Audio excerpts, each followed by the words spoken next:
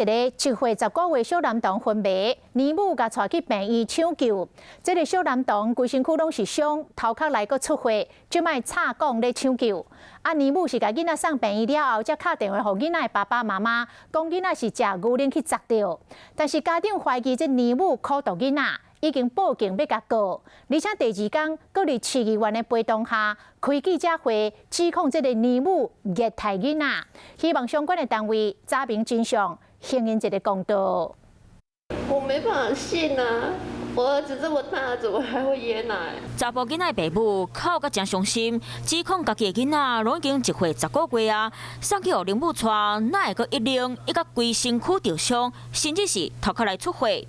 查甫囡仔头包好带，昏迷插管，倒伫咧病床。医生讲，伊头壳内出血，规身躯拢伤痕，伫咧家护病房抢救。一个位台中来查甫囡仔，昨个时阵伫咧林母因兜雄昏去，林母甲伊带去病院抢救，遂打电话互查甫囡仔爸母，讲是因呢才送去病院。毋过查甫囡仔爸母到病院了后，发现后生规身躯拢是伤痕，怀疑是林母甲伊弄治。一届是骹嘛，搁有一届是。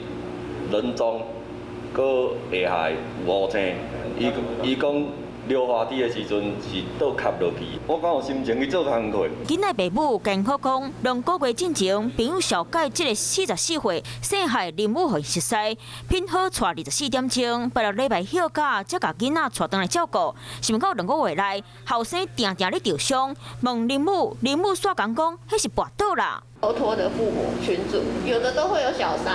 他的理由是说，他们家有确诊足迹的重叠，所以不要再将小朋友送过去他那里。囡仔爸母认为，姓海林母爱讲白贼，无咧甲信道，嘛甲伊提告。姓海林母当场封收押，检警嘛介入调查。家属应该现在有提起告诉我，那检察官会就提起告诉的一个。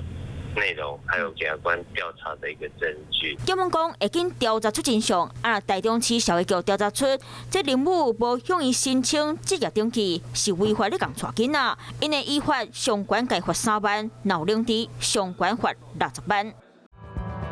想要获取更多新闻资讯，想要看到主播最新的动态，赶快订阅华视YouTube频道。